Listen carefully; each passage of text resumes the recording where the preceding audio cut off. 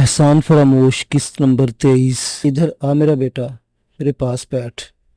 मैं आज तुझसे ज़रूरी बातें करना चाहता हूँ। उस दिन अली को अगवा करने वाले शख्स गुलफाम ने अपने पास मकान की छत पर एक हवादार जगह पर बिठाया और बहुत प्यार से समझाने लगा। गुलफाम एक घुटे हुए मजबूत बदन वाला 35-40 साल की उम्र का आदमी था। इसका मकान एक अच्छे इलाके में, लेकिन सोसाइटी के दूसरे मकानों से दूर अलग थलग था। मकान एक सिंगल स्टोरी बंगला था जिसके ऊपर एक पेंट हाउस था जहाँ गुलफाम के मुख्तलिफ प्रोग्राम बनते और बिगड़ते थे। गुलफाम कभी एक पढ़ा लिखा और जोशीला नौजवान था। बैचलर की डिग्री लेने के बाद मास्टर की डिग्री के लिए पढ़ रहा था कि बाप का साया सर से उठ गया। माँ ज़ईफ और बीमार थी। दो जवान बहनें ब्याने के काबिल थीं, बल्कि शादी की सरहद अबूर करने वाले दौर से गुजर रही थी। लेकिन वाजबी सी शक्ल सूरत होने के सबब व शराफत की वजह से कहीं कोई माकूल क्या गैर माकूल रिश्ता भी नहीं आ रहा था। गुलफाम के घर के माली हालात खराब से खराबतर होते गए। इसने तालीम छोड़ के नौकरी तलाश करना शुरू की और जगह जगह अपनी बीए की डिग्री और एमए फर्स्ट ईयर के मार्कशीट दिखाता फिरता रहा। लेकिन ढूंढने के बाद इसे मालूम हुआ कि मुल्क में ढूंढने से तो खुदा मिल जाता है, लेकिन नौकरी नहीं मिल सकती। इस दौरान दूसरा सानिया ये हुआ कि बाप के बाद माँ भी मर गई। अब दोनों बहनों के सर पर गुलफामी का साया रह गया। हालांकि वो दोनों बहनों से छोटा था और होना तो चाहिए था कि माँ बाप की मौत के बाद बड़ी बहनों का साया इसे ममता और शफकत की छाँव देता। लेकिन लड़की बड़ी हो या छोटी, वो लड़की होती है, कमज़ोर होती है, और लड़का बड़ा हो या छोटा, जब माँ बाप का साया सर से उठ जाए तो फिर लड़के को भी सरपरस्त बनना पड़ता है। लिहाजा इसने सरपरस्त बनकर बड़ी मुश्किलों से छोटी में रानों के लिए एक रिश्ता ढूंढा और शादी कर दी। हर चंद के वो ससुराल में खुश नहीं थे, लेकिन गुलफाम ने दिल को इत्मीनान दिलाने की कोशिश की कि चलो शादी तो हो गई, एडजस्ट भी हो जाएगी। लेकिन बड़ी बहन शानों का फ्रस्ट्रेशन बढ़ता गया कि इसे शादी की कोई उम्मीद नहीं रही थी। माँ का छोड़ा हुआ कुछ तराई जेवर इसके पास मौजूद था। फिर इसके हिस्से बाप की तरफ से मिली हुई रकम भी गुलफाम ने अमानत के तौर पर घर रखी हुई थी। इसके अलावा शानों को बचपन से सिलाई कढ़ाई का शौक था और इसने इस शौक की तकमील में जहाँ घर के लिए बहुत सी चीज़ें बना रखी थी और अक्सर अपने जहेज के कपड़े और दूसरी चीज़ों को देख देख कर खुश होती थी और इन्हें कीड़ों से बचाने के लिए कभी काफूरी गोलियां बक्स में डालती और कभी तेज धूप में दिन भर फैलाए रखती कि महफूज रहें। और यूं हफ्ते दिन महीने और साल गुजरते गए और गुलफाम की बहन ने अपने जहेज को तो बहुत तगो-दो से किले से बचाए रखा, लेकिन अपनी जवानी को दीमक से ना बचा सकी। इसे अंदर ही अंदर दीमक लगती गई। इसका रंग जो पहले ही बेरंग था जर्द हो गया, बालों में सफ़ेद तार नुमायां हो गए, चेहरे पर छाइयाँ छा गईं। वो बहुत अरसे तक कलर लगाकर इन सफ़ेद तारों को छुपाती रही और कई तरह की जिल्द की क्रीमों से छाइयाँ रगड़ती रही। लेकिन फिर इसे ख्याल आया कि सब कुछ किसके लिए। इसने सब कुछ तर्क करके अपने वजूद को और कुव्वत इरादी को भी ढीला छोड़ दिया। फिर मोहल्ले का एक मर्द जिसकी बीवी माजूर थी, वो इसे अपने अंदर दिलचस्पी लेता मालूम हुआ। शानू के अंदर मुहूम सी उम्मीद पैदा हुई और एक दिन मौका पाकर इसे मिला भी। और शानू ने तय कर रखा था कि अगर इस मर्द ने शादी का पैगाम दिया तो वो कबूल कर लेगी और फिर अपने शोहर के साथ साथ इसकी माजूर बीवी की भी खिदमत करने में कोई आर नहीं समझेगी। इसीलिए इसने इस अजनबी मर्द को अपने घर में ऐन उस वक्त मुलाकात का मौका फराहम कर दिया जब गुलफाम हस्बे मामूल अपने लिए नौकरी और इसके लिए रिश्ता तलाश करने निकला हुआ था। लेकिन वो मर्द इन्हें मर्दों में से एक था जिन्हें बीवी की नहीं औरत की ज़रूरत होती है, क्योंकि इसकी बीवी माजूर थी। इसे ये समझा कि शानू चूँकि शादी के बगैर उम्र गुजार रही है, इसलिए इसे भी शायद किसी की ज़रूरत होगी। लेकिन शानू एक ज़ब्तो तहम्मुल वाली बाकिरदार लड़की थी। इसने तन्हाई और मौका के बावजूद पड़ोसी की हवस का निशाना बनने से इनकार कर दिया और इसे सख्त सुस्त कहकर घर से निकाल दिया।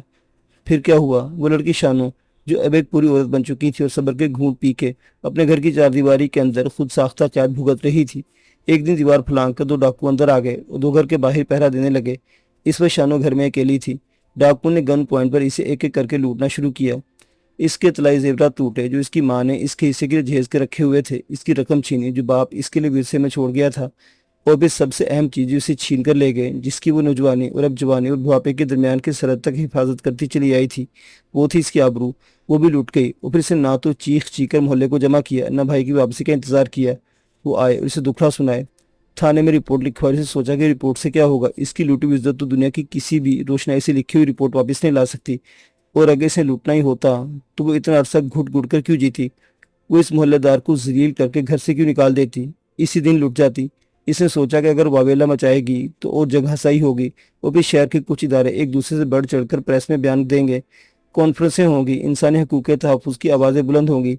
इसके पास टीवी अखबार से लोग इंटरव्यू लेने के लिए आएंगे। हाँ तो क्या हुआ था, किस तरह हुआ सब कुछ, वो शानू से तफसील पूछेंगे और चाहेंगे कि शानू सब इस तरह बयान करें कि लफ्ज़ों से बनाई हुई तस्वीर को ड्रामा निगार ड्रामाई तश्कील दे दे। लेकिन फिर क्या होगा, پھر جب مال لٹ گیا کیا واپس آ جائے گا؟ فرض کرو اگر رقم واپس آ گئی، زیور واپس مل گئے، اس کی آنکھوں کا نور کم کرنے والے سلائی کڑھائی کے کام کی چیز اگر واپس بھی مل گئی تو کیا اس کی عزت کی ٹوٹی ہوئی تجوری واپس مل سکے گی؟ کیا فائدہ؟ اس نے بھائی کی آمد کا انتظار بھی نہیں کیا اور ایک خط بھائی کا نام لکھ کر ٹیبل پر چھوڑا۔ اس نے خود ہی محسوس کیا کہ سب کچھ لٹانے کے باوجود اگر کوئی چیز اس کی کوئی لوٹ نہیں سکا تو وہ ہے اس کی غیرت اور معاشرے کے خلاف احتجاج کا حق۔ اور جب اس کا بھائی گلفام شام کو ایک رشتے اور ایک نوکری کی مہم سے امید لے کر گھر لوٹا تو شانو اپنے کمرے کے اندر پنکھے سے لٹکی ہوئی احتجاج کی تصویر بنی ہوئی تھی۔ یہ سانحہ اور حادثہ گلفام کے لیے ٹریفک ٹرننگ پوائنٹ تھا جہاں سے اس نے زندگی کے راستوں پر یو ٹرن لیا۔ اس نے اپنی ڈگریاں، مارک شیٹ نظر آتش کر دی اور ایک گینگسٹر جونی کے پاس چلا گیا جو کئی دنوں سے گلفام کی ٹوہ میں تھا۔ اسے پیشکش کر چکا تھا کہ وہ جونی کی گینگ جوائن کر لے اور نوکری کے لیے جوتے چٹخانے چھوڑ دے، لیکن گلفام اس کے ہتھے نہیں چڑھا اور عزت و محنت کے راستوں پر اس کے حلال کی تلاش کی تگودو کرتا رہا۔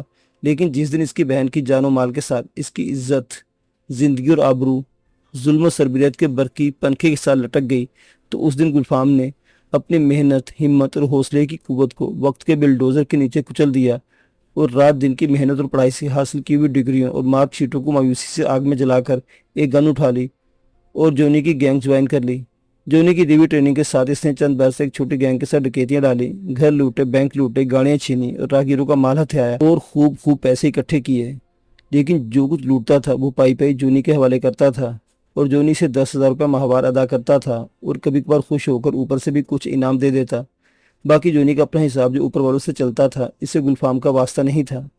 اس طرح گلفام نے اپنے گینگ کے ساتھ مل کر لاکھوں روپے لوٹے اور اس کی تنخواہ 10,000 سے 15,000 ہو گئی، لیکن زندگی کا خطرہ کئی گنا ہزار بڑھ گیا۔ لہٰذا گلفام نے ایک دن اپنے باس جونی سے ٹکر لے لی اور اپنے لڑکوں کو لے کر جونی سے الگ ہو گیا اور ایک متوازی گروپ بنا لیا اور لڑکوں کے معاوضے میں بھی اضافہ کر دیا اور لڑکے بہت خوش ہو کر گلفام کے ساتھ کام کرنے لگے۔ جہاں تک انڈر ورلڈ اور مافیا کا تعلق تھا تو گلفام سب سے واقف تھا اور جو معاملہ جونی اوپر والوں سے اور نیچے والوں سے پہلے خود کرتا تھا اس کا حساب کتاب گلفام کو بھی آتا تھا۔ لہٰذا اس نے اب براہ راست خود سب سے معاملہ طے کر لیے اور بے خطر ہو کر چھوٹی بڑی ڈکیتیاں اور اغوا برائے تاوان کا سلسلہ شروع کر دیا۔ ان وارداتوں میں اس کے کچھ لڑکے پھنس بھی گئے، لیکن گلفام کے پاس لڑکوں کو باہر نکالنے کے کئی راستے موجود تھے۔ وہ 2-4 دن سے زیادہ کسی کو اندر رہنے نہیں دیتا تھا اور کوئی معاملہ عدالت تک جانے نہیں دیتا تھا۔ چلا بھی جاتا تو اسے پرواہ نہیں تھی۔ سب سے اچھی بات جو اس کے گینگ کی تھی وہ یہ تھی کہ انہوں نے کبھی کسی کی جان نہیں لی تھی۔ گلفام نے ہدایت کر رکھی تھی کہ جان لینے کی دھمکی دو، لیکن جو زندگی اوپر والے نے دی ہے وہ انسان سے چھینو نہیں، اور لڑکوں کو یہ بات بہت پسند تھی۔ وہ پھنس جاتے تھے لیکن بندے کو مارتے نہیں تھے اور یقین تھا کہ اگر پھنس گئے تو پرواہ نہیں، گلفام پیچھے موجود ہے۔ وہ ایک ڈاکو تو تھا۔ حالات نے اس کے اندر ایک مجرمانہ جذبہ ضرور پیدا کر دیا تھا، لیکن اس کے اندر کی انسانیت ابھی مری نہیں تھی اور اسی انسانیت کے ناطے علی کے ساتھ اس کو بہت ہمدردی ہو گئی تھی۔ عابد صاحب کے بارے میں لڑکوں نے یہ اطلاعات فراہم کی تھی کہ انہوں نے اپنی حیثیت سے فائدہ اٹھا کر انگن دولت کمائی ہے اور 2 بچوں کو اعلیٰ تعلیم کے لیے امریکہ بھجوا دیا ہے، جبکہ 2 ادھر ہی پاکستان کے پاس موجود ہیں۔ کوئی صحیح اور مکمل قوائف گلفام کے پاس آئے نہیں تھے کہ جو 2 بچے علی اور اینی ان کے پاس رہ گئے ہیں وہ ان کے اپنے نہیں بلکہ ان کے بیمار بھائی پروفیسر زاہد علی کے ہیں۔ یہ تفصیلات اسے اخبارات اور کچھ اپنے ذرائع سے زاہد علی کے انتقال کے بعد معلوم ہوئی اور گلفام کو اس بات پر بہت دکھ ہوا کہ علی کے حوالے سے کسی قسم کا تاوان ادا کرنے سے عابد صاحب نے انکار کر دیا تھا اور بچے کی زندگی داؤ پر لگا دی، اس لیے کہ ان کا اپنا نہیں تھا۔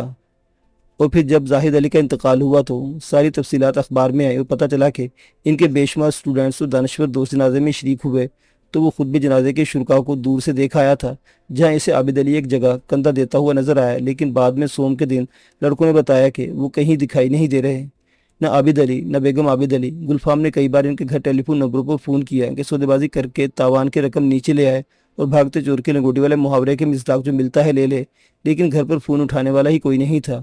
اور پھر ایک ہفتے کے بعد گلفام کو اطلاع ملی کہ عابد علی نے کسی کو پاور آف اٹارنی دے دیا اور مکان فروخت کر کے ملک سے باہر چلے گئے ہیں، اور علی کی بہن اینی کا اسے کچھ پتہ نہیں چلا کہ آیا اسے وہ ساتھ لے گئے یا کسی اور کو دے گئے ہیں۔ گلفام کے لڑکے بھی پریشان ہو گئے کہ علی کے ساتھ کیا سلوک کیا جائے، کیونکہ موت کا تصور اس گینگ کے پاس نہیں تھا۔ وہ کبھی کسی کو مارتے نہیں تھے، لیکن ڈرانے دھمکانے خوفزدہ کرنے کے لیے مار دینے کی دھمکی ضرور دیا کرتے تھے، اور علی کو مار دینے کی دھمکی بھی گلفام نے عابد صاحب کو دی تھی، لیکن اس کا کوئی نتیجہ نہیں نکلا اور عابد صاحب اور بیگم عابد نے اپنی طرف سے علی کو موت کے حوالے کر دیا اور خود غائب ہو گئے، اور گلفام کے لیے مسئلہ پیدا کر دیا کہ علی ان کے لیے ایک ذمہ داری بن گیا۔ گلفام گینگ کے لڑکوں نے گلفام کو مشورہ دیا کہ علی کو گلی میں چھوڑ دیا جائے، آگے وہ جانے اور اس کا کام لیکن گلفام کا دل نہیں مانا۔ وہ کہنے لگا اس معصوم بچے کو گردشی حالات کے حوالے کر کے چھوڑ دینا ایسا ہی ہے جیسے قوت پرواز نہ رکھنے والے کبوتر کے بچوں کو بلیوں کے سامنے چھوڑ دیا جائے۔ لہٰذا گلفام نے فیصلہ کر لیا کہ وہ علی کو بے یار و مددگار نہیں چھوڑے گا۔ اسے بہت سوچ بچار کے بعد ایک دن علی کا ہاتھ تھاما اور اس کو مکان کی چھت پر لے گیا۔ ادھر آ میرا بیٹا، میرے پاس بیٹھ، میں آج تم سے ضروری باتیں کرنا چاہتا ہوں۔ گلفام نے بہت پیار اور ہمدردی سے اپنے پاس بٹھایا۔ علی کا چہرہ اترا ہوا تھا۔ وہ ابتدا میں بہت روتا رہا۔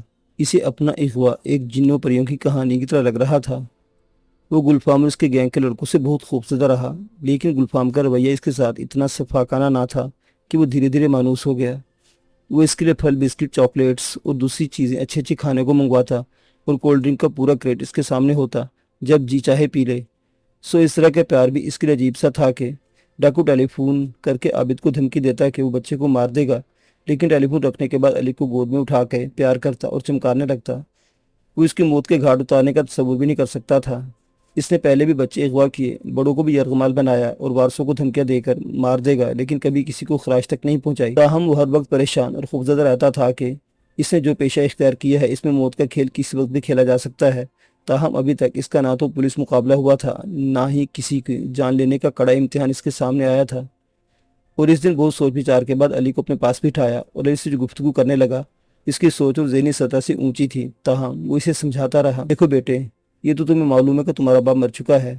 اس نے بھی اتنا ہی کہا تھا کہ علی نے رونا شروع کر دیا۔ میرا بابا مر گیا ہے، وہ روتے روتے بولا اور گلفام نے اسے پیار سے ڈانٹ پلائی۔ اے رو نہیں نالائق، میں نے تمہیں رونے کے لیے نہیں کہا۔ گلفام نے کہا تو علی چپ ہو گیا۔ میں کہہ رہا تھا کہ تیرا باپ مر گیا ہے اور ماں کا پتہ نہیں، بتا یہی رہے ہیں کہ کسی کے ساتھ بھاگ گئی، اللہ معافی۔ گلفام نے بولتے بولتے کانوں کو ہاتھ لگایا اور علی نے محو حیرت ہو کر گلفام کو دیکھا اور وہ بولتا گیا، تمہارے باپ نے تمہیں تایا تائی کے پاس چھوڑا تھا، لیکن وہ لوگ اپنی جان بچا کے ملک سے ہی نکل گئے اور اب تمہاری بہن کا کچھ پتہ نہیں کہ وہ کہاں ہے۔ وہ بہن کا سن کر پھر رونے لگا۔ ابے چپ، گلفام نے ڈانٹ پلائی۔ پھر رونے لگا۔ میری بات پوری سن لے، میرے پاس اتنا ٹائم نہیں کہ تمہیں سارا وقت لیکچر دیتا رہوں۔ میں تو کہہ رہا تھا کہ اب تمہارا دنیا میں کوئی دکھائی نہیں دے رہا اور میں نے تمہیں اغوا کر کے اپنے لیے ایک عذاب مول لیا ہے اور اب میں ہی اس عذاب کو بھگتوں گا۔ فیصلہ یہ کیا کہ میں نے کہ تم ہمارے پاس رہو گے۔ یہاں تک کہہ کر وہ چپ ہوا، غور سے ایک نظر علی کو دیکھا۔ گلفام نے پاس رکھا ہوا چونگا اٹھا کے انٹرکام پر کہا، ذرا چھت پر آ جاؤ۔ فوراً درمیانی عمر کی ایک خوبصورت ترادار عورت زینے طے کر کے اندر آئی۔ ہم تمہیں بیٹا بنا کے پالیں گے، یہ رانی ہے تمہاری ماں اور میں ہوں تمہارا باپ، لیکن تمہارا نام تمہارے باپ پروفیسر زاہد علی کے نام سے ہی چلے گا۔ کہتے ہیں لوگ کہ وہ ایک بڑا عالم فاضل آدمی تھا، لیکن تقدیر اس کی بڑی نہیں تھی۔ اس نے گفتگو روکی اور اظہار افسوس کر کے لمحے بھر کو چپ ہوا، جیسے وہ علی کے باپ کے بارے میں سوچ رہا ہو۔ اینی وے، گلفام نے سوچ کا دھارا توڑا اور علی سے مخاطب ہوا، یہ جانے بغیر کہ وہ اس کی گفتگو سمجھ پا رہا ہے کہ نہیں، ہم نے یہ طے کیا ہے کہ کسی اولاد کو جنم نہیں دیں گے، کیونکہ ڈاکو کے بچے ہی نہیں ہونے چاہیے۔ وہ بڑے ہوں گے تو ڈاکو بنیں گے اور اگر کچھ اور بن جائیں گے تو ڈاکو کے بچے کہلائیں گے۔ لیکن تمہارا کیا کریں، تم تو پیدا شدہ ہمیں ملے ہو، سو ہم تمہیں پالیں گے، لیکن یہ فیصلہ بعد میں کریں گے کہ تمہیں ڈاکو بنائیں یا کچھ اور، سمجھے؟ گلفام نے علی کی طرف دیکھ کر کہا اور علی نے کچھ ایسے تاثرات دیے جیسے کہہ رہا ہو کچھ نہیں سمجھا۔ گلفام نے کہنا شروع کیا، ہم تمہیں پڑھائیں گے، لکھائیں گے، ڈگریاں اور ڈپلومے دلائیں گے، لیکن اس لیے نہیں کہ تم نوکری ڈھونڈو۔ نوکری اس ملک میں عنقا ہو گئی ہے۔ عنقا سمجھ تو ایک پرندے کو کہتے ہیں جو حقیقت میں نہیں ہے۔ اس طرح نوکریاں بھی فرضی ہیں۔ یہ ڈگریاں کسی کام کی نہیں، پہلے کلرک بناتی ہیں، اب صرف پارلیمنٹ کا ممبر یا وزیر بناتی ہیں۔ یہ کیا اس کے ساتھ بک بک شروع کر رکھی ہے؟ اس ان باتوں کو کیا علم ہے؟ مان گلفام کی بیوی رانی نے بیچ میں مداخلت کی، اس کو ان باتوں کا علم ہونا چاہیے۔ وہ بیوی سے بولا، لے جاؤ اسے، تم بچہ نہیں پیدا کرنا چاہتی تھی نا، قدرت نے پلا پلایا دے دیا ہے، اسے ہم خوب لکھائیں گے، پڑھائیں گے اور پڑھا لکھا کے ڈاکو بنائیں گے۔ توبہ اللہ، رانی نے کانوں کو ہاتھ لگایا، کیوں میں پڑھا لکھا ڈاکو نہیں ہوں؟ گلفام ترنت بولا، اور یہ سب شہر کے لوگ جنہوں نے بندوقیں نہیں اٹھائی ہوئی یا اٹھائی ہوئی ہیں کون ہیں سب؟ لے جاؤ اسے، گلفام بولا اور رانی علی کا ہاتھ تھام کر اندر لے گئی۔ ڈائمنڈری خوب چل نکلی۔ یہ ایک ڈائمنڈز کی چھوٹی سی دکان کا نام تھا جو شمس نے کھولی تھی، لیکن اس دکان میں گاہک بہت کم لیکن بہت بڑے بڑے پیسے والے آتے تھے، کیونکہ یہ ایک چھپا ہوا کام تھا جو ہر آدمی کے مطلب اور ہر آدمی کے سمجھنے کا نہیں تھا۔ اسے صرف ٹریسا نام کی ایک افریقی عورت سمجھتی تھی، جسے شمس لاڈ اور پیار سے کالٹو کہتا تھا۔ کالٹو وہ اسے کالے ہونے کی مناسبت سے کہتا تھا۔ شمس کی کالٹو سے ملاقات نیروبی کے ایک شاپنگ سینٹر میں ہوئی تھی اور شمس اسے ایک نظر دیکھتے ہی لٹو ہو گیا تھا، کیونکہ عورت تو اس کی ویسے ہی کمزوری تھی۔ اس نے ہر ملک، ہر قوم اور ہر رنگ کی عورت کی قربت حاصل کی تھی، لیکن ایسی کو کبھی بے نقاب اور بے حجاب نہیں دیکھا تھا جو کوئلے کی طرح کالی ہو، اور ٹریسا کوئلے کی طرح ہی کالی تھی۔ وہ کچھ پتھر جیب میں ڈال کر نیروبی گیا تھا اور وہاں سے کچھ پتھر خرید کر امارات سے ہوتا ہوا پاکستان لوٹنا چاہتا تھا۔ وہ اب ایک کل وقتی بزنس مین بن گیا تھا اور اس نے پتھروں کی سوداگری یا اسمگلنگ شروع کر دی تھی، اور یہ کاروبار اس نے اپنے ماہر نفسیات ڈاکٹر کے مشورے سے شروع کیا تھا، کیونکہ وہ بار بار اس کے پاس جاتا تھا۔ شمالہ کا ٹیومر اس کے دماغ میں کہیں پھنس گیا تھا جو روز بروز بڑھتا جا رہا تھا، اور جس کے لیے نہ کوئی دوا میڈیکل سائنس نے ایجاد کی تھی، نہ کوئی آپریشن اس کا علاج تھا کہ رسولی کو نکال کر باہر کر دے، اور میڈیکل سائنس کے اندر کوئی ایسی لیبارٹری بھی نہیں تھی جہاں اس ٹیومر کا معائنہ کر کے تشخیص اور علاج دریافت کیا جا سکے۔ لہذا شمس کے ڈاکٹر نے اپنے طور پر جو علاج سوچا تھا وہ یہی تھا کہ شمس کوئی کاروبار شروع کر دے، اور چونکہ شمس نے ہیرے جواہرات میں اپنی دلچسپی کا اظہار کیا تھا، اس لیے ڈاکٹر نے اسے اسی کاروبار کو شروع کرنے کا مشورہ دیا، اور شمس اسی مشورے پر عمل پیرا ہوا تو اسے کاروبار کی ابتدائی میں ایک بہت بڑی کامیابی حاصل ہوئی۔ اس کے پاس نقد پیسہ تو نہیں تھا، لیکن مشرق وسطیٰ سے آنے کے بعد اس سے جو بچت سرٹیفکیٹ خریدے تھے اس نے کیش کرا لیے، اور ایک بروکر کے مشورے سے کسٹم میں پڑا ہوا سکریپ بہت سستی نیلامی میں خرید لیا۔ اس سکریپ کو اس نے موٹر کاروں کے سپیئر پارٹس کے ہول سیل کرنے والے ایک بیپاری کے سامنے جب کھولا تو اس میں سے بڑی اور چھوٹی گاڑیوں کے ایسے پارٹس نکلے جو مارکیٹ میں بالکل ناپید تھے۔ یہ سارا سکریپ ہول سیل بیپاری نے فوراً خرید لیا، اور شمس کو اس سودے میں اتنا منافع ہوا کہ وارے نیارے ہو گئے۔ سب سے بڑا چمتکار تو یہ ہوا کہ اسے ایک زنگالود چھوٹا سا ڈبہ ملا جس نے اٹھا کر الگ رکھ دیا تھا، اور جب اس ڈبے کو توڑ کے کھولا تو اس میں سے میلے کچلے چھوٹے چھوٹے پتھر نکلے۔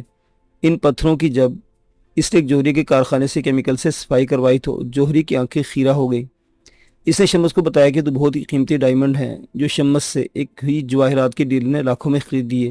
کیوں شمس کو ایک لائن مل گئی اور وہ پتھروں کی تجارت میں ہمتاً مصروف ہو گیا، اور شمیلہ کا دھیان وقتی طور پر اس کے من سے اوجھل ہو گیا۔ اس نے ایک بیپاری چونا والا کے کہنے سے نیروبی کا چکر لگایا، اور ٹریسا کا ایڈریس اور حوالہ بھی اسے ہی تاجر نے دیا تھا۔ جب وہ ٹریسا کا پتہ ڈھونڈتا نیروبی کے اس گھر پہنچا تو کسی سے بتایا کہ وہ قریب ایک شاپنگ سینٹر میں گئی ہوئی ہے۔ شمس اس کی تلاش میں شاپنگ سینٹر پہنچ گیا۔ غائبانہ تعارف تو تاجر نے کرا ہی دیا تھا اور حلیہ بھی بتا دیا تھا، لہذا شمس جب شاپنگ سینٹر پہنچا تو اس وقت سٹور میں 5-6 سے زیادہ لوگ نہیں تھے۔ وہاں اسے ایک کوئلے کی طرح کی کالی بھجنگ عورت نظر آئی، لیکن جو کالی ہونے کے ساتھ ساتھ شمس کو بہت صحت مند اور بلا کی پرکشش لگی۔ وہ بلا تعمل سیدھا اس عورت کے پاس پہنچا، آہستہ سے پکارا، ٹریسا؟ یس۔ ٹریسا نے اس بات میں سر ہلایا۔ پلیز ٹو سی یو، میرا نام شمس ہے۔ شمس نے ہاتھ ملایا اور اپنے دوست چونا والا کا کارڈ نکال کے دکھایا۔ اوہ گڈ، ٹریسا نے کارڈ دے کر کہا، آپ نے کیسے پہچانا مجھے؟ چونا والا نے آپ کا حلیہ بتایا تھا اور بولا تھا کہ ٹریسا سے کالا عورت گارڈ نے پیدا نہیں کیا۔ ابھی ہم ادھر دیکھا تھا، دھوئیں کا مافک ایک ہی عورت تھا۔ وہ چھوٹتے بلا بے تکلف ہو گیا۔ شو پکا بدماش، ٹریسا کھل کھلا کر بولی۔ چونا والا نے ہم کو فون پر بتایا تھا اور ٹھیک بتایا۔ کیا بتایا تھا؟ شمس نے پوچھا۔ بولا تھا ہم کالا ہے لیکن تم کو چونا لگائے گا۔ اس پر دونوں خوب ہنسے، اور اس پہلی ملاقات میں دونوں کے درمیان دوستی بھی ہو گئی اور پارٹنرشپ بھی۔ ٹریسا پتھروں کی بہت پرکھ رکھتی تھی، ان کے نام، قیمتیں، مقام، ہر شے سے واقف تھی، اور سب سے اہم کام وہ جانتی تھی اور جس کی ایکسپرٹ تھی وہ یہ تھا کہ پتھروں کے حوالے سے تقویم کا علم جانتی تھی کہ کس کی یوم پیدائش کے مطابق کون سا پتھر ہونا چاہیے، کس کے نام کے ساتھ کیسا پتھر منسوب ہوگا۔ لہٰذا اس نے شمس کو بہت سے ترشے اور غیر ترشے پتھر خفیہ بازاروں اور خفیہ افراد سے خریدنے میں مدد کی۔ بہت سامان وہاں سے لے کر دونوں آئے اور کراچی شہر میں ایک چھوٹی سی لیکن خوبصورت دکان لے کر آرٹیفیشل جولی سے سجائی، لیکن اس آرٹیفیشل جولی کی آڑ میں یوم پیدائش اور نام کے پتھروں کا کاب خوب چمکایا۔ ٹریسا بندے کا نام پوچھتی، تاریخ پیدائش پوچھتے پھر اسے بتاتی کہ نیلم، پکھراج، الماس، مون سٹون، یاقوت یا پھر اور درجنوں نام تھے جو پتھر کی شکل دیکھ کر بندے اور بندے کی شکل دیکھ کر پتھر کا نام بتا دیتی تھی، اور یوں شمس اور ٹریسا کی ڈائمنڈری بہت اچھی چل پڑی۔ اکٹھے بزنس کرتے، اکٹھے رہتے تھے۔ دکان کے قریب ہی کچھ فاصلے پر انہوں نے ایک بہت اچھا اپارٹمنٹ لے لیا تھا، اور جہاں شمس کی زندگی کا ایک نیا باب شروع ہو گیا، اور ٹریسا جسے وہ کالٹو کالٹو کہتا تھا، اور ٹریسا اس کے منہ سے کالٹو سن کر بہت خوش ہوتی تھی۔ اس سے پہلے دفعہ ٹریسا کے سیاہ بھجنگ وجود کو دیکھ کر معلوم ہوا کہ اکثر لوگ رات کو حسین کیوں کہتے ہیں، اور دونوں میں بہت اچھی انڈرسٹینڈنگ ہو گئی تھی، چاہے وہ انڈرسٹینڈنگ دکان میں ہو یا بیڈ روم میں ہو۔ شمس اسے کبھی کالے رنگ کا تانا نہیں دیا تھا، لیکن اس کی سیاہ رنگت پر وہ چھیڑ چھاڑ بہت کرتا، جسے کالٹو بہت انجوائے کرتی تھی۔ ایک دن کیا ہوا کہ دونوں نے ایک بزنس مین کے گھر ڈنر پر جانا تھا۔ اس دن ٹریسا نے ڈنر پر جانے کے لیے سیاہ لباس پہنا، اور جب گھر سے نکلنے لگے تو شمس نے اس کے سراپے کو غور سے دیکھا اور ازراہ چھیڑ چھاڑ بولا، آج اڑیا ہی جاؤ گی؟ یو پکا بدماش، چونا والا ٹھیک بولتا تھا، ٹریسا نے کہا، اور پیار سے مکے مارنے لگی۔ اس رات دونوں خوب مخمور تھے۔ رات نصف سے زیادہ گزر گئی تھی۔ نشے میں دونوں کھل کر اندر سے باہر آ گئے تھے اور خوب باتیں کر رہے تھے کہ اچانک ٹریسا لمحہ بھر کو چپ ہوئی اور سنجیدگی سے پوچھا، شم؟ وہ شمس کو شمی کہتی تھی، کیا تم مجھ سے سچ مچ لو کرتا؟ بہت میری جان کالٹو، میں نے اتنی لو آج تک کسی سے نہیں کی ہے، کسی گوری عورت سے بھی نہیں، وہ بہک کر بولا۔ لیکن میں تو بہت کالی ہوں، اس نے قدرے احساس کمتری سے کہا۔ تو کیا ہوا؟ شمس بے ساختہ بولا۔ سنگاڑا بھی تو تمہاری طرح کالا ہوتا ہے۔ سنگاڑا کیا ہوتا ہے؟ اسے بے خبری میں پوچھا۔ ایک پھل ہے، ایک کھانے کی چیز ہے، باہر سے کولے کی طرح اور اندر سے دودھ کی طرح سفید اور مزیدار جس طرح تم۔ کیا اب تم کو شمالا یاد نہیں آتی؟ ٹریسا نے پوچھا، کیونکہ شمس نے اور شمس کے ڈاکٹر نے ٹریسا کو شمالا کی ساری داستان سنا رکھی تھی اور اب ٹریسا پوری کوشش کر رہی تھی کہ شمس شمالا کو بھول جائے۔ کون شمالا؟ To hell with. اس نے ایک گھونٹ اور دھوئیں کے ایک مرحولے میں شمالا کا نام کو اڑا دیا۔ تو پھر تم ہم سے اسلامی طریقے سے نکاح کیوں نہیں کرتا؟ ٹریسا نشے کے باوجود گھر پہ مدعا پر آ گئی۔ یو مین شادی؟ اس نے پھر ہانک لگائی۔ ہاں شادی، ٹریسا نے کہا۔ او مائی ڈیئر کالٹو، اس نے کالٹو کو نشے میں ایک جگہ سے اٹھا کر دوسری جگہ بٹھا دیا اور بولا، دیکھو شادی اسلامی طریقے سے ہو، کرسچن طریقے سے ہو، ہندو طریقے سے ہو، یہودی طریقے سے ہو، کچھ فائدہ نہیں، بیکار ہے شادی۔ جسٹ انجوائے دی لائف، اور ہم انجوائے کر رہے ہیں، اور ناٹ بھی۔ شم دیکھو، ہش۔ وہ شاید مزید کچھ کہنا چاہتی تھی لیکن شمس نے اس کے ہونٹوں پر انگلی رکھی اور بہت سنجیدگی سے بولا، دیکھو میری کالٹو، ایک بات غور سے سن لو، میں عورت کو حاصل کرتا ہوں، شادی نہیں۔ اگر میں نے شمیلا کو حاصل کر لیا ہوتا تو اس کے ساتھ بھی شادی نہیں کرتا۔ کیا؟ ٹریسا چونکی۔ ہاں میری کالٹو، اب بھی میں اسے حاصل کروں گا، شادی نہیں، وہ بولا۔ ٹریسا اس کو ٹکر ٹکر دیکھتی رہ گئی۔ اس دن شاہ جی کے گھر کا ایک عجیب رنگ تھا۔ جب سے شمیلا کے ساتھ شاہ جی کی شادی ہوئی تھی تو شاہ جی نے معلوم نہیں گرگٹ کی طرح کتنے رنگ بدلے تھے اور شمیلا نے ہر رنگ کو دیکھا اور برداشت کیا۔ لیکن اس دن شمیلا نے شاہ جی کو جو رنگ دکھایا تو وہ اس کا بالکل نیا اور انوکھا رنگ تھا۔ نہ شمیلا نے کبھی پہلے دکھایا تھا، نہ شاہ جی نے دیکھا تھا۔ شاہ جی دم بخود رہ گئے تھے۔ شمیلا اس طرح اشتعال میں آ گئی تھی جیسے اس پر پاگل پن کا دورہ پڑ گیا ہو۔ وہ بازو پھیلا پھیلا کر اور اچھل اچھل کر شاہ جی کو برا بھلا کہہ رہی تھی اور شاہ جی دم بخود سامنے بیٹھے تھے۔ تم فراڈ ہو، بے ایمان ہو، جھوٹے ہو، مکار ہو، تمہارے 100 چہرے ہیں، روپ بدل بدل کر لوگوں کو دھوکہ دے رہے ہو۔ شمیلا گالیاں دیتے دیتے تھک کر ایک لمحے کو چپ ہوئی تو شاہ جی بولے، اور کچھ؟ شاہ جی ذرا بھی اشتعال میں نہ آئے، بلکہ جب شمیلا لمحے بھر کو چپ ہوئی تو تحمل سے بولے، کچھ اور کہنا ہے تو کہہ لو، جتنا بھی کہوں کم ہے۔ آج میرے صبر کا پیمانہ لبریز ہو گیا ہے اور میرا جی چاہتا ہے کہ جوتا اٹھا کے تجھے مارنا شروع کر دوں۔ وہ مزید غضبناک ہو کر توہین آمیز لہجے میں بولی، تو شروع کر دو، کس نے ہاتھ روکا ہے تمہارا؟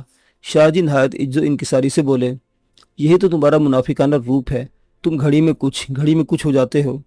وہ شاہ جی کی انکساری ہی دیکھ کر بولی اور کہنے لگی، تم نے ایک وقت میں مجھے اتنا پیار کیا کہ میرے تلوے چاٹے، پھر دوسرے لمحے مجھے ہنٹروں سے پیٹا، کبھی میرے جوتوں میں بیٹھے، کبھی جوتا میرے سر پر مارا۔ تم ایک ہی زبان سے ہاں، ایک ہی زبان سے نہ کرتے ہو، تم تضادات کا ایک مجموعہ ہو، جھوٹے، فریبی، مکار۔ وہ گالیاں دیتے دیتے تنگ آ کر چپ ہو گئی تو شاہ جی ٹھنڈے لہجے میں بولے، تو اب تم کیا کہنا چاہتی ہو؟ بیٹھ کے بات کرو، تمہیں معلوم ہے میں کیا چاہتی ہوں؟ بزیچ ہو کر بیٹھ کے بولی، تم سے شادی میں نے طلاق کے لیے کی تھی، فرید بھائی نے تمہیں 50,000 روپے اس لیے دیے تھے کہ تم طلاق دے دو گے، اسے نہیں کہ زندگی بھر کے لیے میرے ساتھ نتھی ہو جاؤ گے۔ غلط۔ شاہ جی بلا تعمل تردید کرتے بولے، میں نے 50,000 طلاق کے لیے نہیں، شادی کے لیے وصول کیے تھے، میں پیسے لے کر شادی کرتا ہوں، مفت نہیں۔ تم کرائے کے ٹٹو ہو؟ وہ توہین آمیز لہجے میں بولی، تم کہہ سکتی ہو کہ کرائے کا ٹٹو ہوں، لیکن میں اس کام کے لیے پیسے لیتا ہوں، شادی دوسروں کی خواہش پر کرتا ہوں، اپنی خواہش پر نہیں، اور یہ پیسے انہی عورتوں پر خرچ کرتا ہوں اور اپنے آپ پر بھی، تاکہ تم ہو ہی بے غیرت۔ شمیلا کی گالوں کی رفتار نہ تو کم ہوئی تھی اور نہ تعداد، اس نے شاہ جی کو بات بھی پوری کرنے نہیں دی۔ خاموش کتے کی نسل۔ اب کے شاہ جی جلال میں آ گئے اور اپنی جگہ سے اٹھ کھڑے ہوئے، لگتا تھا ان کے صبر کا پیمانہ لبریز ہو گیا ہے۔ خبردار میرے باپ کو گالی نہ دینا، شمیلا تنک کر بولی، ورنہ کیا کر لو گی تم؟ کتیا کو کتے کی نسل نہ کہوں تو کیا کہوں؟ شاہ جی اب واقعی بے قابو ہو گئے تھے۔ کیا کہا؟ شمیلا بھی کھڑی ہو گئی، غصے سے کانپنے لگی۔ میں نے کہا کتیا، شاہ جی نے دوہرا پھر کہنے لگی، کتیا ہو تم، کتیا؟ اگر کتیا نہ ہوتی تو فرشتے جیسے شوہر کو چھوڑ کر اس کتے کو اپنے پیچھے نہ لگا لیتی۔ انہوں نے یہ بات اس انداز میں کہی کہ ایک تیر شمیلا کے دل میں ترازو ہو گیا۔ یہ غلط ہے، وہ کلیجہ تھام کر بولی۔ یہ صحیح ہے، شاہ جی بولے۔ عورت اگر خراب نہ ہو تو مرد کبھی خراب نہیں ہوتا، پہلے عورت خراب ہوتی ہے، وہ اپنے لباس اور اپنی زینت کی مرد کے سامنے نمائش کرتی ہے، ادائیں دکھاتی ہے، اکساتی ہے اسے کچھ کرنے پر۔ تم بکتے ہو، شمیلا جیسی موم کی طرح پگھل کر بولی اور صوفے پر دھنس گئی۔ میں ٹھیک کہتا ہوں، शाह जी अपनी बात पर जोर देते हुए बोले, जब वो पहली दफा तुम्हारी तरफ राग़िब हुआ था तो तुमने उसी दिन एक उल्टा हाथ इसके मुंह पर रसीद करके इसका सामान उठा के बाहर फेंक दिया होता तो मसाइब की कहानी उसी दिन खत्म हो जाती और नौबत यहाँ तक ना आती। लेकिन तुम इसे ढील देती गई जैसे पतंग को ढील देते हैं, और जब पेच लड़ने लगे तो फिर तुमने अपनी डोर खींची और बुकाटा का शोर बुलंद कर दिया। बस खुदा के वास्ते बस करो और अपने झूठ के पलिंदा बंद करो। वो बेबस होकर हिचकियों से रोने लगी तो शाहजी उठकर इसके सोफे के बाजू पर बैठे, इसके दुपट्टे के पल्लू से इसके आंसू पूंजे और अजराह हमदर्दी बोले। बिलावजह खुद भी इश्तियाल में आ गई और मुझे भी मुश्तिल कर दिया। शाहजी हमदर्दाना लहजे में बोले और शुमाइला के सर को थाम कर अपने पहलू के साथ लगा लिया। अब तुम्हें मैं बिल्कुल नहीं सताऊंगा, जो कहोगी मानूंगा, बोलो क्या चाहिए? शाह ने पूछा और एकदम फिर बदल के जैसे गिरगिट ने रंगमदला हो। तलाक, शुमाइला तुरंत बोली, इस ख्याल से कि कहीं शाहजी ने जो खुला ऑप्शन दिया है वो कहीं इस पेशकश से दस्तबरदार ना हो जाए। मेरे बच्चे परेशान होंगे, मैं इनकी वजह से परेशान हूँ। जाहिद मालूम नहीं किस हाल में होगा, मैं फ़ौरन वापस आना चाहती हूँ। आपने काफ़ी अर्सा मुझे अपने पास रख लिया, अब कोई शक नहीं। शाहजी शुमाइला की बात काट कर बोले, कोई शक नहीं, मैंने दर्जनों शादियाँ की हैं। अच्छी से अच्छी औरत आई मेरे पास जिनको छोड़ने को जी नहीं चाहता था, लेकिन मैंने किसी को ज़बरदस्ती नहीं रोका, अपने ऊपर जबर किया, सब्र किया, लेकिन सबको छोड़ दिया। तो फिर मुझे क्यों नहीं छोड़ते हो? शुमाइला का गुस्सा भी उतर गया था। वो बहुत नरमी और आजी से बोली, मैं खुद सोचता हूँ कि मैंने तुम्हें क्यों नहीं छोड़ा। शायद तुम्हारी जैसी औरत पहले मेरी ज़िंदगी में नहीं आई। जो नशा मुझे तुम्हारी कुर्बत में मिला कभी पहले नसीब नहीं हुआ। जो तुम्हें छोड़ने का तस्वुर करता हूँ तो लगता है मैं कितना अहमक हूँ कि अपनी खुशियाँ समेट कर दूसरे के हवाले कर रहा हूँ या अपना दिल निकाल के दूसरे को दे रहा हूँ। मैं कारोबारी शादियाँ करता हूँ। शायद तुमने ठीक कहा, मैं किराए का टट्टू हूँ। चाहता हूँ औरत जब तक मेरे पास रहे दिखावे की मोहब्बत करे और मैं भी दिखावे की मोहब्बत करता रहूँ।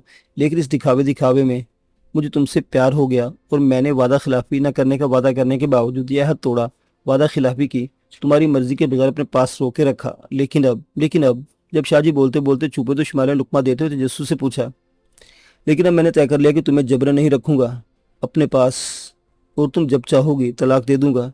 शाहजी ने बहुत इज्जत के साथ कहा और फिर मजीद कहने लगे, हालांकि एक और बहुत अच्छी औरत है जो 1 महीने से पीछे पड़ी हुई है कि शादी के लिए।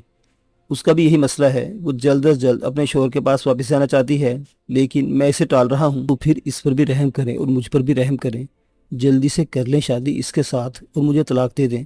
शुमाइला ने कहा, इसका भी भला हो जाएगा और मेरा भी। मैं भी कैसा बदनसीब आदमी हूँ।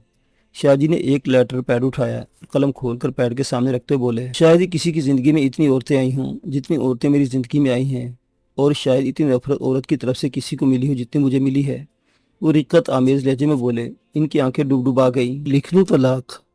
उन्होंने कलम कागज़ पर रखा और दुख भरे लहजे में बोले, लिख दें और आज़ाद कर दें मुझे। शुमाइला बेइख्तियार बोली और शाहजी ने कलम को हरकत देने से कबल एक भरपूर निगाह से शुमाइला को देखा, फिर कहने लगे, आखिरी बार इस हुस्न को भरपूर तरीके से देखने दो। देख लो, मुझे एतराज़ नहीं। शुमाइला संजीदगी से बोली, लेकिन एक बात सुन लो गौर से। शाहजी ने कलम को कागज से हटाते हुए कहा, क्या? शुमाइला ने तशवीश से पूछा, क्योंकि इसे लगा कि शाहजी बातों में लगा रहे हैं और तलाकनामा लिखने में तामुल से काम ले रहे हैं। तुमने कहा ना आज़ाद कर दो। शाहजी बोले, फिर मायूस अंदाज में कहने लगे, मैं अभी आज़ाद कर दूंगा, 1 मिनट लगेगा, लेकिन याद रखो, जो परिंदा कब्ज़ की कैद में हो, इसे अगर पूरी तौर पर पिंजरा खोल कर उड़ा दिया जाए तो इसे कोई बाज शिकरा खा जाता है या कुत्ता बिल्ली। उससे संजीदगी से बोले, आप क्या कहना चाहते हैं? शुमाइला को तशवीश मजीद बढ़ी। अगर मैं तुम्हें छोड़ देता हूँ तो क्या अकेली जाओगी? हाँ, मैं अकेली आई थी और अकेली जाऊंगी। जब की और बात थी, अब की और बात है। उस वक्त तुम नर्वस होकर आई थी, अब एक आस लेकर जा रही हो। तो शुमाइला सवाले निशान बन गई। तो कुछ नहीं, मैं सिर्फ ये चाहता हूँ कि तुम्हारे साथ कराची जाऊँ और तुम्हारे शोहर जाहिद के सामने तुम्हें तलाक दे दूँ। शाहजी ने बहुत संजीदगी के साथ ख्वाहिश जाहिर की। अगर तुम्हारे फरीद भाई जिंदा होते तो मैं तुम्हें इन्हीं के हवाले करता, क्योंकि मामला इन्हीं से तय पाया था। लेकिन अब आप फिर अपनी बात से मुकरते हुए नजर आ रहे हैं। शुमाइला दिल बर्दाश्ता होकर बोली, हरगिज़ नहीं। शाहजी ने फ़ौरन हाथ उठाकर शुमाइला की बात की तरदीद की। मैं हल्फिया कहता हूँ कि मेरे मन में कोई खोट नहीं। मैं जाहिद के सामने पहला काम ये करूँगा कि तुम्हें तलाक दूंगा। ये तुम्हारे मुफाद में है। तो कब चलोगे? शुमाइला ने समझौते के अंदाज में पूछा, क्योंकि जहाँ इतना वक्त इसके साथ गुजारा था वहाँ कराची तक का सफ़र भी गवारा कर लेगी, और फिर से ये भी अंदेशा था कि कहीं इस बात पर शाह बिगड़ न जाए। जब तुम कहो, शाहजी ने बेसाख्ता कहा। अभी इसी वक्त? शुमाइला ने बेचैनी से जवाब दिया। अब तो रात हो गई है। शाहजी ने कदरे तामुल से कहा, कोई बात नहीं, तैयारी करते हैं, लाहौर पहुँच तक सुबह हो जाएगी। शुमाइला जैसे हथेली पर सरसों जमाना चाहती थी مجھے اعتراض نہیں، سامان باندھو اپنا اور میرا بھی، میں ڈرائیور کو جا کے دیکھتا ہوں کیونکہ جیپ تو ایئرپورٹ سے واپس آ جائے گی۔ شاہ جی بھی جانے کے لیے تیار ہو گئے تو شمیلہ جیسے بے چین ہو گئی، خوشی سے ہاتھ پاؤں پھول گئے۔ شاہ جی ڈرائیور کو دیکھنے کے باہر نکلے اور شمیلہ اجلت کے اپنا سوٹ کیس، شاہ جی کا بکس اور دوسری جو چیزیں تھیں سامنے آئیں، پیک کر دیں۔ نصف رات کے قریب جیپ شاہ جی کے گھر سے نکلی اور ایئرپورٹ کی طرف روانہ ہو گئی۔ ڈرائیور جیپ چلا رہا تھا اور شاہ جی اور شمیلہ جیپ کی آخری نشست پر بیٹھے، اور آج پہلی مرتبہ شمیلہ کو شاہ جی کی قربت سے گھن نہیں آ رہی تھی بلکہ قربت اچھی لگ رہی تھی، کیونکہ یہ الوداعی قربت تھی۔ اس کے بعد اس نے ہمیشہ ہمیشہ کے لیے شاہ جی کی قید سے آزاد ہو جانا تھا۔ ایک بات کہوں، شاہ جی نے بہت جذباتی انداز میں اس طرح زیر لب کہا کہ آواز ڈرائیور کے کانوں تک نہ جائے۔ شمیلہ بھی دھیرے سے بولی، میں تمہیں بہت مس کروں گا۔ شاہ جی واقعی دل کی گہرائیوں سے بولے اور شمیلہ نے محسوس کیا کہ شاہ جی اس وقت سچ بول رہے ہیں۔ میں بھی، شمیلہ نے بھی دھیرے سے مختصر سا جواب دیا، اور شاہ جی شمیلہ کے جواب سے اندازہ نہ لگا سکے کہ وہ سچ بول رہی ہے یا دل رکھ رہی ہے۔ لاہور ایئرپورٹ پر جب وہ پہنچے تو اسی وقت کچھ دیر قبل نائٹ کوچ روانہ ہو چکی تھی، ورنہ شمیلہ نائٹ کوچ سے ہی سفر کرتی۔ تاہم انہوں نے کچھ دیر ایئرپورٹ پر انتظار کیا اور صبح پہلی فلائٹ سے کراچی روانہ ہو گئے۔ کیا خیال ہے کہاں جائیں پہلے؟ کراچی ایئرپورٹ پر پہنچنے کے بعد شاہ جی نے شمیلہ سے پوچھا۔ وہ ایئرپورٹ کے دور سے ابھی باہر نکلے تھے اور دیگر مسافروں کے ساتھ جہاز سے نکل کر ایکسیلیٹر پر پاؤں رکھے باہر دروازے کی طرف جا رہے تھے۔ گھر ہی چلے نا، اب تک تو زاہد گھر جا چکا ہوگا، شمیلہ نے پرتجسس انداز میں کہا۔ وہ بہت زیادہ جوش میں تھی، راستے پر جہاز میں بھی اس کا تجسس دید نہیں تھا۔ اس نے پہلی دفعہ شاہ جی کے ساتھ ایک بہت خوشگوار سفر کیا تھا۔ آج وہ جی بھر کے شاہ جی کو خوش کرنا چاہتی تھی۔ اس کا بس چلتا تو اپنا سب کچھ شاہ جی کے سپرد کر کے زاہد کے پاس چلی جاتی۔ جہاز کے سفر میں اس نے بہت محبت کے ساتھ شاہ جی سے باتیں کی اور شاہ جی صدقے قربان ہوتے گئے اور ایک مرتبہ بے اختیار کہہ اٹھے، شمالو جی آج بہت دل آیا ہے تمہارے اوپر۔ سو بسم اللہ، شمالہ نے خوش دلی سے جواب دیا۔ دل بے شک آ جائے لیکن نیت نہیں خراب کرنا۔ اب نیت باندھ لی، خراب نہیں ہو سکتی، شاہ جی نے کہا۔ آج حقدار کو اس کا حق مل جائے گا۔ او میرے شاہ جی کتنے اچھے ہو تم۔ شمالہ نے شاہ جی کے کندھے پر آہستہ سے سر رکھ دیا اور پیار بھرے لہجے میں کہنے لگی، پتہ ہے میرا جی چاہتا ہے۔ اس نے آدھا فقرہ بولا اور شاہ جی نے پوچھا، کیا؟ تم بتاؤ کیا؟ وہ انتہائی بے تکلف ہو کر شاہ جی سے پوچھنے لگی۔ میں بتاؤں کیا؟ شاہ جی نے کہا۔ وہ دھیرے سے بولی، بتاؤ میرا دل کیا چاہتا ہے اس وقت۔ اس نے جہاز میں ارد گرد بیٹھے مسافروں کی موجودگی سے بے خبر ہو کر پوچھا۔ ویسے بھی جہاز کی نشستوں پر سب اپنے آپ میں مگن تھے، کوئی کسی کی طرف نہیں دیکھ رہا تھا۔ تمہارا دل چاہتا ہے تم میرے کندھے پر سر رکھ کے سو جاؤ، شاہ جی بولے۔ غلط۔ شمیلہ نے شاہ جی کے کندھے سے سر اٹھایا اور ایک ادا سے بالوں کو جھٹکا دے کر بولی، میرا جی چاہتا ہے کہ اس وقت کے پر لگا کے اڑو اور کراچی پہنچ جاؤ زاہد اور بچوں کے پاس۔ شاہ جی نے دھیرے دھیرے ہنسنا شروع کیا۔ ہنس کیوں رہے ہو؟ شمیلہ نے پوچھا۔ تمہارے پاگل پن پر، شاہ جی نے کہا اور بولے، ارے پگلی ہم جہاز میں بیٹھے اڑ ہی تو رہے ہیں۔ اوفو، اب کہ شمیلہ اپنے اوپر ہنسی پھر کہنے لگی، میں بھی کتنی پاگل ہوں۔ پاگل بھی ہو اور تمہارا شوق بھی، شوق وصال یار، شاہ جی نے دبی زبان میں کہا اور شمیلہ کے پرتجسس چہرے کی طرف دیکھنے لگے جہاں انتظار کی عجیب کیفیت دکھائی دے رہی تھی۔ یہ جہاز اتنا آہستہ کیوں اڑ رہا ہے؟ شمیلہ نے بے قرار ہو کر پوچھا۔ جہاز آہستہ نہیں، تمہارے دل کی رفتار تیز ہے شاید، وہ دھیرے سے بولی۔ ہم تھوڑی ہی دیر میں کراچی کے قائد اعظم انٹرنیشنل ایئرپورٹ پر اترنے والے ہیں۔ اچانک جہاز کے مائک پر ایک گنگناتی نسوانی آواز سنائی دی۔ اوہ، اب تو واقعی دل کی دھڑکن بہت تیز ہو گئی ہے، شمیلہ بولے اور آگے کو ہو کر بیٹھی۔ یہ معلوم ہے، شاہ جی نے کہا۔ دل میرا دھڑک رہا ہے تمہیں کیسے معلوم؟ شمیلہ نے معصومے سے پوچھا۔